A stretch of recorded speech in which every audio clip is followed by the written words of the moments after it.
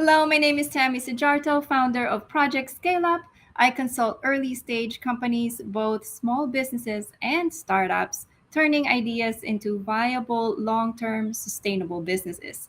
Our guests today are co founders of Dization. Dization is a business operating and analysis platform that provides real time data via integrations with commonly used small to mid sized business solutions, such as you're probably familiar with QuickBooks Online, HubSpot, Clockify, etc., so that those business owners can see all of their data and manage their business in one place. Rob Hills from the University of Pittsburgh for his computer engineering degree and the University of Maryland for entrepreneurship, and Brian from Case Western also for computer engineering. Rob and Brian equally have an impressive corporate background, having been vice presidents in their respective departments prior to going into Dization full time. So please welcome Rob and Brian. Hello, thank you, Hi. Tammy. Thanks, Tammy. Thanks for having us. So, Rob, Brian, can you tell us a little bit more about Dization? Who did you make it for? And what makes it different from what's currently out there in the market? Sure thing, Tammy. Yeah, so Dization is really built for small businesses, the folks that are, fighting the daily fires every day, struggling to keep their customers happy, understand what's going on with their employees, and really then grow their business. It's different than other tools in that. So this came from personal experience. When Brian and I started working together nearly 20 years ago, we started a small engineering services company, less than 10 folks, and we had no tools. The internet was a bit different then, but we built Access databases and Excel sheets and all kinds of things to help us manage our business while we were at the same time growing it, focusing on our customers, delivering our products and services. And then after about 20 years or so, when we started to look at other small businesses, we said, well, there has to be tools out there now that help small businesses in this area pull everything together and give them good insights and help them run their business. And when we took a look, we said, well, there's a lot of great individual tools, but nothing really focused on a small business that can help them pull it together and really understand what's going on in their business and to help them run it. So that's where we kind of set out then to create Dization. So it's a little bit different than the big platforms that you see out there that are very expensive and complicated, where you need big IT groups to run. It's even different than some of the self-integration tools because you need to know, number one, the best practices of running a business, what you should be connecting together, and how to build your own analytics and insights, and then how to do it. So it's meant to help you out of the box quickly and easily start to get insights on your business. So when clients encounter Dization's platform for the first time, what do they tell you? Oh, is this like what? What are the comparisons that come to mind for them? Well, that's a really good question. So we've gotten some folks that are either experienced in larger organizations or tech savvy that says, oh, doesn't Zapier do this for me? Now, Zapier is a great tool. If you have the know-how, you can go out there and you can connect your different tools together and then start analyzing information. But from all the small businesses we talk to, they don't have those skills, or if they do, they don't have that time to sit there and at 11 o'clock at night pull this stuff together. So they have very ad hoc manual processes where they're copying things from system to system to try to help themselves out. There's been some folks say, well, I do all this in Excel. I said, well, that's exactly what how much time do you spend every week in Excel trying to pull this together? It was one set of folks were in the customer discovery phase. This individual spent like 20 hours a week in Excel pulling stuff together and managing. And we said, well, that's a lot. So there's other tools out there, even some of the tools like, oh, I have QuickBooks. Doesn't that do that for me already? Well, that's like one function of your business, but not pulling all together. When companies tell you that that's a pain point for them, all of these tools that they're using, the amount of time it takes for them to get onboarded, go through the learning curve of all of these tools, did they tell you how much time they might save with Dization, or how much time they've invested in all of those tools, trying to learn all of them? We've tried to make it as simple as possible to get started. Hours and days in some cases to set their business up is what we've heard. So even though Dization, it covers all the different aspects of the business, we've set it up so that it's very easy to kickstart. So the first piece that we'd recommend is businesses get their products and services in, because that's the kind of the core of your business is what do you sell? What do you offer your customers? So when people start using Dization, they set that up first. That's kind of the baseline. Once they get those in, which takes a matter of minutes, they can start using the tool. They can start then putting their customers, they can start putting sales opportunities, they can start using it on a full-time basis very quickly. If they have other tools that they're using, Rob mentioned QuickBooks, HubSpot, CRM tools, they can integrate with those with another click of the button. So we've done all the work behind the scenes to make it pretty seamless to be able to connect to those tools, so they're not manually copying over information or copying it from a spreadsheet. Hit a button, line it up, and it pulls in automatically. So we spent a lot of effort making it as easy as possible and quickly to get people up and seeing value. The other piece that we've added also is a service. So as people are getting set up with the system, we can help them with that. So we have a service where Rob or I will actually walk them through that process. So if there is any more help that they need to get them quickly, we can actually help to do that work for them, even take the simple process out of their hands. So they're never on their own. You're DIY type. I'm going to do this by myself at midnight when I have focus, or whether they're like, I don't have the mind space right now. I can't be in the zone. I can't focus on this. I need somebody to just help me get through the 2 hours or 10 minutes that it takes to get set up. Dization, help me. You can do that with them. That's right. Yeah, customers come in all different backgrounds and experience levels. So we want to make sure we can support any of those customers. If they want to do it themselves, we give them the ability. If they want some help to take care of it, we're there. So let's think of a sample company, right? So I think you've mentioned in our past conversations that this is especially useful for services type companies. Like what are the types of clients that this is perfect for within the ones who are already using Dization? I'd say the number one customer type has been engineering service firms. Those are the ones that have come in. We have a few that are customers today. They've been able to come in and see value right away. Based on, as Rob mentioned, kind of our background, we're both engineers from an engineering service company. So whether by design or by not, just the way it worked out, we've kind of custom made it for those companies kind of the most. Other companies, though, that are very similar that have seen some value as well, consulting companies, professional services companies like law firms, accounting firms, there's some nonprofits, any business that provides a service as opposed to like a hard product can see value in Dization. Anything basically right now besides retail. So not quite focused for retail, but services. But I've heard that you are trying to accommodate for retail too, just not today. Not today. The future vision, we want to help everybody, but for right now we have to stay focused, right? Yeah. That's understandable. You only have so much engineering power to serve everybody's needs. And so serve one need today and make sure you're serving that need well, and then expand. What are some example outcomes or the largest value that you've heard from the companies that are using Dization today? What have they realized so far or optimized because of Dization? And if you wouldn't mind sharing too, so that we can see what that looks like. Sure. Well, let me describe some first, and then Brian will jump in and give you some samples. But some of the quick values have been, time savings, right? So simple things like invoicing can be rather complex for some of these companies, where they have the lists of their tasks and what they need to work on for a project in one place. And then employees charge their time to those tasks in some place completely different.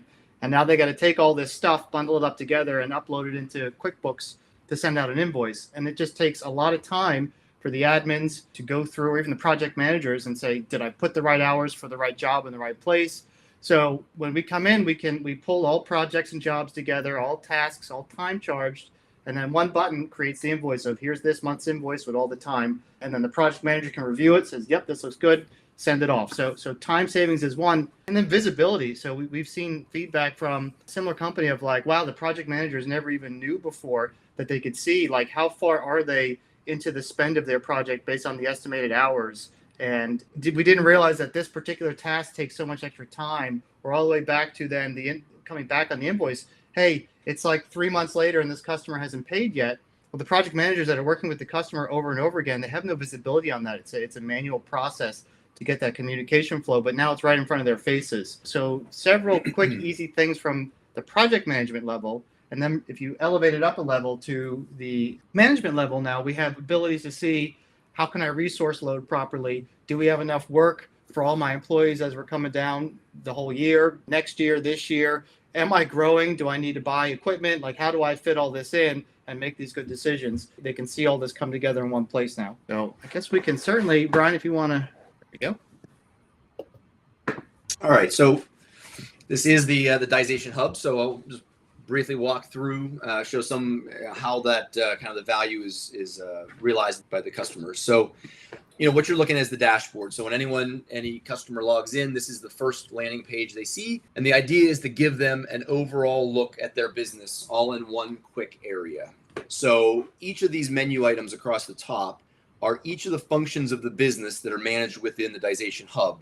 So as we mentioned earlier, it's everywhere from your customers to your sales opportunities, to your jobs and projects, through finance, through employees. So all these different functions, Rob mentioned some of the tools like a QuickBooks or a HubSpot or some of the other ones, they only handle one or two of these areas, where Dization has all of these in one location. And you can manage each of these pieces in various areas of the application. But the beauty and the value is really in that hub, bringing it all together. So all the information coming through into the dashboard. So across the top here, you see a current view of your financial situation of your business. So from sales all the way down to profit, this is up to the minute.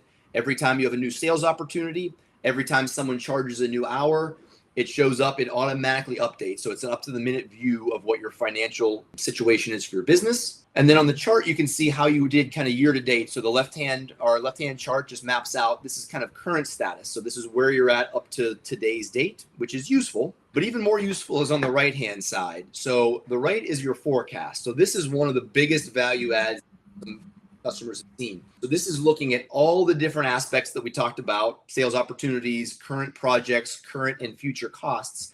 It pulls them all together, analyzes them, and gives you a view of the future financial performance of your business. Right now, we're looking at the rest of the year, but it can actually look at next year, year after. It's just pulling together all these data points and trying to give you a projected view of what you're going to be into the future. And why that's so important is most business owners, they spend a lot of effort, number one, focusing on today. And looking forward, it takes a lot of effort. There's a lot of data that goes into this. So it's very difficult to spend time in spreadsheets.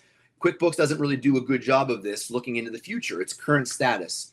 So let Dization do all the hard work to pull it together. And it gives you, every time you make a new change in your business, a new hour charged, a new job you win, it automatically updates. So it's an up to the minute view. And so the beauty of seeing it down the road is that you can take action today to correct that. So some values that some of the customers have seen is they realize that I'm making profit today, but I'm projected to lose money in the future. Well, why is that? And it's because you have a large sales campaign that you're planning on. Well, if you're not planning on getting enough to work in the door to offset that cost, your business is going to be upside down. So seeing that today, you can make changes to that plan today to avoid losing money into the future. So it's the earlier we can detect and show some of these companies potentials down the road, the easier it is to fix and make sure they're successful to maximize their profit in the future. One other piece to highlight on this dashboard are the Diz items. So these are the insights. So as soon as customers start to use Dization, it automatically starts analyzing their business and starts to recommend these insights and actions.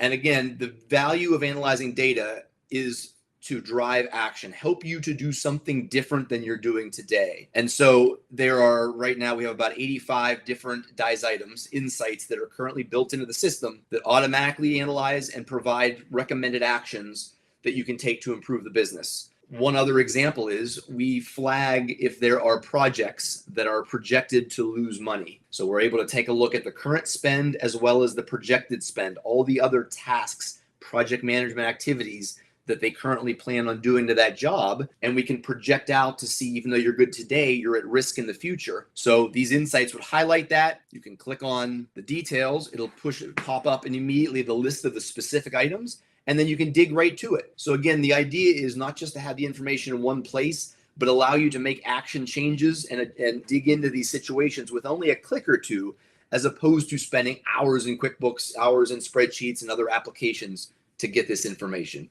It's basically your digital assistant doing all the hard work and just suggesting the key actions and things that you should take to improve and best run your business. Yeah. And again, this look here is the hub for, say, the leadership of a company. So your digital assistant, if you were running the company, if you're a project manager or a supervisor, you have a different view that's just your world. Or if you're an individual contributor, you see, what are the things I have to do? Am I going over on that? Am I going under on that? what are my tasks, and so on and so forth. So it morphs based on where you're at in the organization to help all levels stay consistent and get that visibility of information in one place. You mentioned earlier that project managers can now see in the history of the project what's been invoiced to the customer, whether a customer has paid or not, basically the history of that project, which is something that you cannot see if you're just using QuickBooks because it's just an accounting system.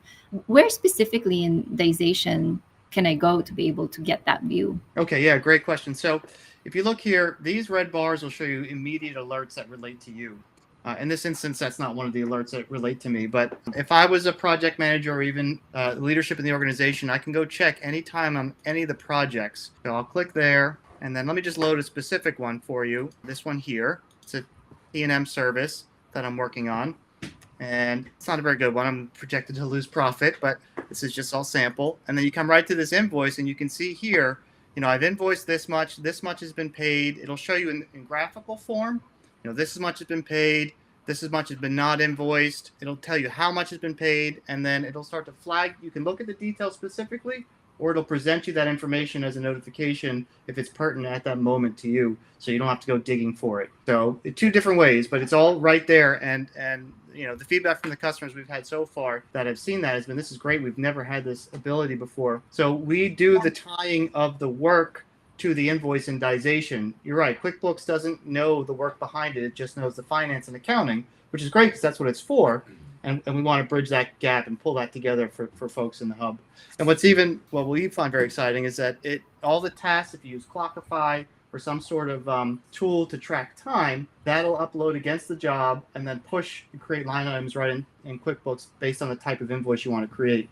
So if you need to create invoices by T&M charges, time and material charges, and show each individual time, it pushes from Clockify through Dization, or just if Dization has functionality to use time charging as well, right into the invoice into QuickBooks. Or if it's fixed price, it'll do a fixed price schedule and so forth. So all kinds of flexibility there for the customers, where instead of them having to manage it on paper or no integration beforehand. So you basically tied together the project management, timekeeping aspect, and accounting. And there's one more piece I wanted to dig into as well, is that, Brian, you mentioned that you can see your cash flows towards the future because QuickBooks doesn't do a good job of projecting out into the future. Even though it has your accounting trends, it's still, and I've tried it, that's not its job. But given that Dization has much more robust information and how it's calculating the different drivers and metrics to properly project out and is updated in real time, where can I see, like if I had a future sales campaign or future marketing campaign, or like I know you have a client, for example, who bases their capital investments in their low peak season so that they don't interrupt their high peak season cash flows. And so where can I input campaigns like that so that I can make Dization here's my input, I'm going to spend money and purchase something big on this date out in the future, update my projections? So from a purchase standpoint, again, looking kind of across the top menus, if we go into our fixed costs, so our cost area of the application, this is where it's going to give you a breakdown. Again, this is the dashboard to manage all of your non-job related costs to your business. So you can see right now, this is just a projected spend right now of every cost that you have entered into the system. It's going to tell you in blue, these are all the existing costs that have hit so far year to date. And in the green, these are your future projected based on what you've put in. So if you were to go in and add a new cost, so well, for sake of time, I'll just kind of hover right now to show, but you add a new cost, you can enter a new line item. So purchase of new laptops, purchase of new office equipment.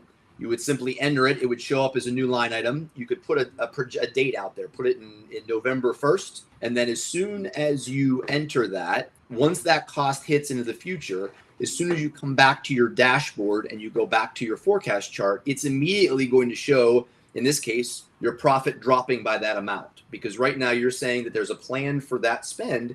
It's going to show the impacted profit immediately. And you can take a look at that and you can actually start to do some scenarios to say, oof, if everything else is the same, if my current projects are the same, and if my current CRM, my sales pipeline is the same, and I have this spend, I'm only going to end up with this much profit. So maybe I don't. Maybe I only buy a few of these desks. Or I'm only going to buy so many of these desks until one of my sales folks enters a new sales opportunity, and then the revenue. And so the real power is that up to the minute update, because you just can't do that manually. You can't do all the pulling these tools together in one place quickly enough to add value. And if you're only looking at your forecast once every quarter or half a year, you're just missing so many opportunities to improve your business. Yeah. That's a really good point, because now that we're describing it, right, it sounds like a simple concept. But in my years of advising businesses, I see over and over again, entrepreneurs will make the assumption that, well, if I buy in bulk, I save so much money. And my point to them is, what does your cash flow look like? Because it doesn't matter if you save so much money. If you can't pay your utilities, you can't produce your products. Exactly.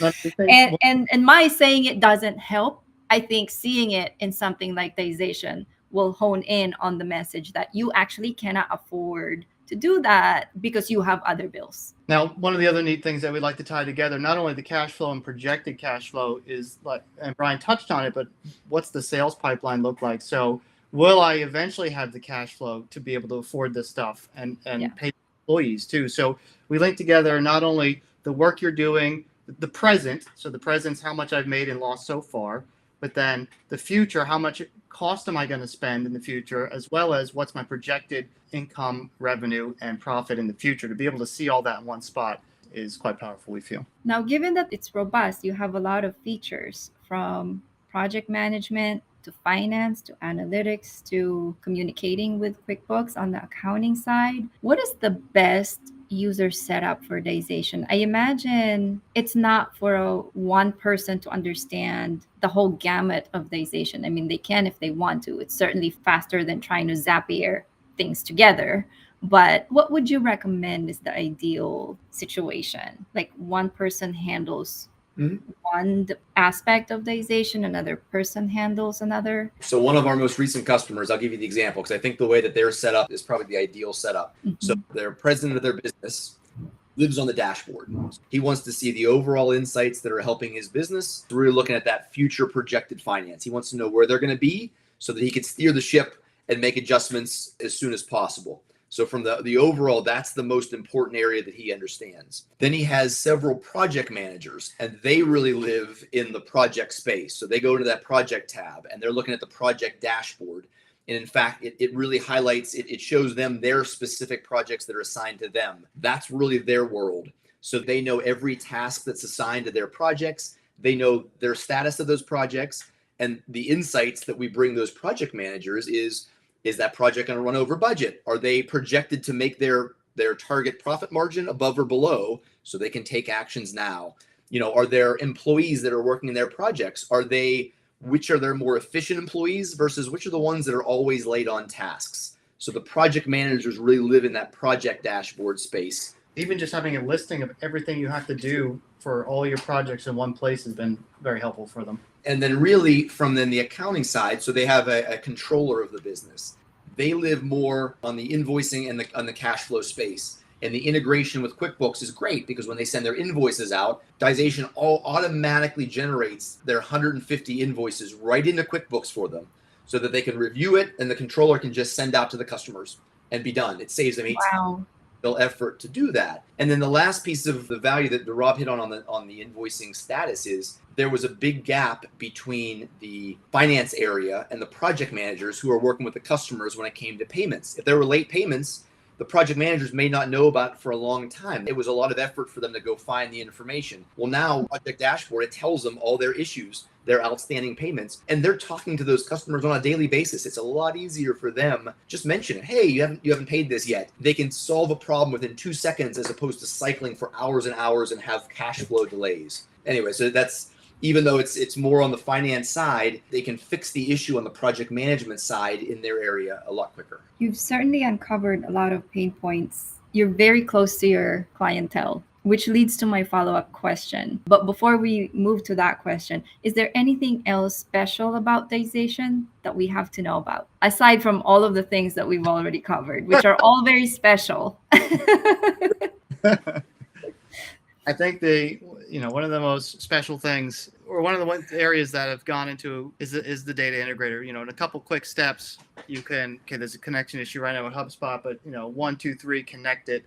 And then you're not sitting there saying, how does HubSpot call customers? And, HubSpot calls opportunities deals. And you're sitting there trying to figure out all this IT stuff, like, how do I make this make sense? I see once businesses get a little bit bigger and a little bit more sophisticated, they start trying to figure out how to pull stuff together. And in our experience, we've seen people spend days and weeks working with consultants and IT companies and lots of money trying to figure out how to pull all this stuff together. Well, that's done very quickly for you here in Dization. So you can save a lot of that time and effort, even though we may have hit that already. That's one of the biggest key special features of it. So back to the question I was going to go to, is because you have a lot of customer insights already. As engineers, you've been really good at uncovering those pain points.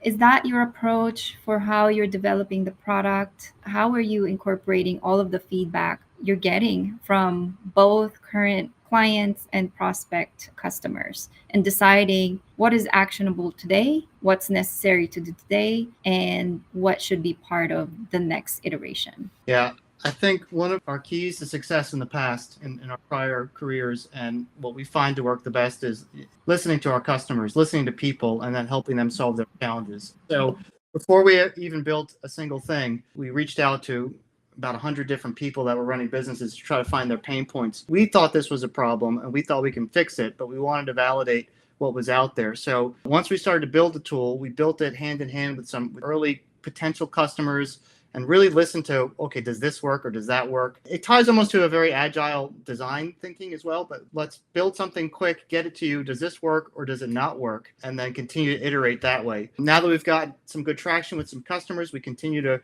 quickly turn around any feature changes that we think are important that could be useful for everybody. Sometimes there's a balance there because you'll have one customer that really wants one thing that may not work for anybody else. And so we need to figure out how to best handle those situations. But we think it's very important to work closely with our customers and solve their problems, right? We're not building Dization for us. We're building it for our customers. So we need to solve their problems and issues. And that's our mantra, focus. You've come out with a version since participating at the Ascender incubation program, and you've won quite a few clients, notable ones too. What are your milestones or goals in the next 12 months? We have some ambitious goals. So we really want to help those small businesses succeed, especially in starting in our local area. It's good economic drivers. So one of our biggest goals is more customer acquisition. Now we're developing features to enable more customer acquisition over the next 12 months. We want to build more integrations in. We want to make it easier to use. So maybe that wasn't always, some of the front end stuff, that's always kind of trial and error. How do you make it the most easy to use? We're not at the stage yet, like Apple, where we can afford such large front end developers, but we're iterating those pieces. And then as we look even further on, we see the landscape of business changing. This might be a bit beyond 12 months, but we see the landscape of how people run businesses changing in the future. We have a lot of artificial intelligence, this natural language processing. The way people operate their businesses is going to change. And to stay competitive, you need to be able to change with it. So we want to help pioneer some of that change and really start at that small business focused level that usually gets left behind. So a lot of features to build into that. That's the long-term vision. Right now, we have a set of goals to get us incrementally up there, a better wizard, more integrations, small tweaks, bug fixes, of course, and then listening to our customers, building those features that are needed. So the product roadmap changes. We have a large vision for the next 12 months, but then as customer needs change, we tend to adjust that pretty quickly. Do you have any plans to raise funding to support your goals in the next 12 months? Yeah, Tammy. So we've been bootstrapping this effort so far for the last 2 years or so. We've jumped in both full time right now. So we want to accelerate our growth. We feel like there's a great opportunity. Now, we wanted to focus first on traction. So we have some customer traction now, paid customers. And now we're finally at the stage where we're looking at what kind of funding could help accelerate our growth. Where could we help? So it's not just myself working 24 hours a day, changing the code, or Brian running around all by himself on sales. So how do we invest in some potential, Google marketing and sales, as well as development, to focus on customer changes to help grow the tool faster? So we are looking at raising some money in the near future. Okay. Now, are there any special marketing or customer acquisition strategies that you found works for you? Because I know that's always a struggle for earlier stage companies. So what we've been doing so far continues to evolve and grow. Really, right now, the main has been networking. Networking and word of mouth. As part of the Ascender program was fantastic. We got to meet a lot of good individuals and some businesses that could use our help. From some of those, they've actually recommended us to some other companies as well, which has been great. That's the best kind. That they've seen some success and then have recommended it. That's you can't get better than that. That's been fantastic. So that's been the primary so far. Then the other effort that we're working into right now is kind of, we call them channel partners, but other organizations that are also working to support some of the customers that we can help. So whether it's some other startup incubators, the Chamber of Commerce's, other organizations that are already helping small businesses succeed, that's our goal as well. So I've been working very closely with several of them to get more with their members to see how we can also help and add value to their group of small businesses. So that's been kind of the main task we've been going at recently. And we're also working right now more on the kind of the social media digital marketing. So that's a newer space for Rob and I. We're not social media wizards by any means. We've been getting some help. We had some great interns that have been very helpful with that respect. So more of the content and more even, where are these small businesses going to find solutions? So they're out there. They have pain points. So where are they looking right now? So we can try to position ourselves there so they find us and we can help them to solve their problems when they're out looking for help. You are both engineers, but you also have different strengths and weaknesses, different personalities. How do you use that to your advantage? What's the game plan when using that? So we do have backgrounds similar. So we divide and conquer, I guess. The key is to make sure that we try to overlap, not as much. When we need to attack something together, great, but we try to divide and conquer to make sure we're covering everything. So Rob is an excellent coder, a developer, very good skill set there. So Rob's been doing a lot of the development piece. Well, Brian has a very good expertise in data analytics and databasing. So yes, so I help with those pieces. We help with those two. And then I like to talk a lot. So I get out more on the customer side, the You're market. a salesperson. You're right. The salesperson, talking more on the customer facing stuff is how we've divided it. Again, overlapping at times and jumping in to help each other. So we're trying to make sure that we both, there's a lot to do. So trying to divide it up as much as we can to be successful. And then one of the keys too for, any growing business and that are co-founders is, working with each other's strengths and weaknesses, knowing that we can challenge one another and say, hey, this isn't right, or we have a problem with this. You might have an argument, but it's not a spiteful argument. It's bait to get progress forward. And I think that relationship is very important in small businesses as you work with somebody to grow business. You have to be able to bounce ideas back and forth and then even disagree so that you can get some better growth. Yeah. And you can't really disagree as founders if you don't have that really strong mutual respect. Correct. I found. Because that will break the relationship. So Rob, you're the one coaching the software developer interns, and Brian also has this talent of being the voiceover on some of the tutorial videos. He does it really well. I think I commented one time where I watched one of them like, wow, this sounds like a Microsoft produced video. Secondary career. Yeah. Yeah, we have a backup. What would you say are key contributors to your success so far? Because you went into the Ascender program, you had a few clients, but then, over the course of the year, you iterated very quickly. You networked as much as you can. You spoke and have gotten clients. You spoke about the solution and have gotten a lot of very useful feedback. So from where I'm standing, you progressed very, very quickly. What are some of those key contributors and success factors would you say really helped you that other entrepreneurs might emulate? Yeah, so I think one of the things, and I don't know if it just comes from experience or what it is, but I think listening and being able to take input. So like you don't know everything as a person, as an individual, but especially as an entrepreneur trying to do something. Even if you've been an entrepreneur before, whatever you might be doing now is different. So you need to know that you could be wrong in an area and then either make the mistake and learn from it or get some input and then figure out how to make the best decision and move forward from there. And then being nimble enough to know when that decision was wrong and then change it and being okay with that, right? So that's difficult for some people sometimes to admit when they're wrong and then to adjust. I think that's very important, is to always have an open ear, open mind, be willing to learn, and of course be willing to put the work in, right? So there are some late nights supporting customers. You need to stay up and get the things done. That's important. I think having a good network of people around you is very important. Finding a good partnership and good co-founders, I think, is very important. I've seen horror stories from other people where the co-founders didn't get along very well, and that was the end of the business. And then, like we mentioned before, listening to customers is incredibly important, right? So you have to be honest with them, let them know where you're at. Here's what we can do. Here's what we can't do.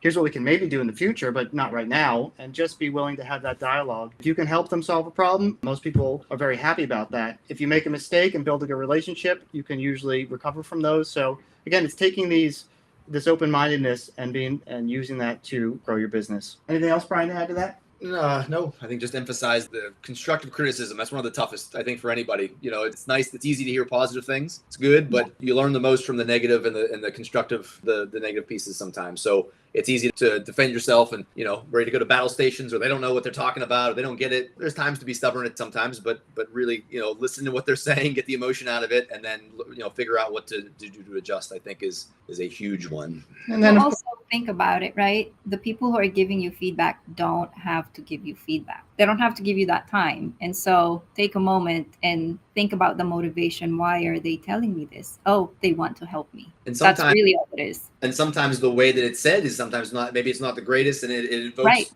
get frustrated, but then, okay, calm down. And what are they really saying? What's the facts here? And again, sometimes in both our careers, even previous to this, that's some of the most useful feedback is, it may come in a weird package or said poorly, but this is extremely helpful to go a different way or adjust. So easier said than done, but I think that's a key piece is being able to listen to constructive criticism. Yeah.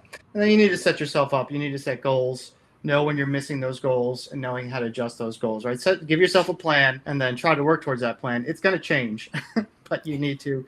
You need to have a plan. So you know what changed.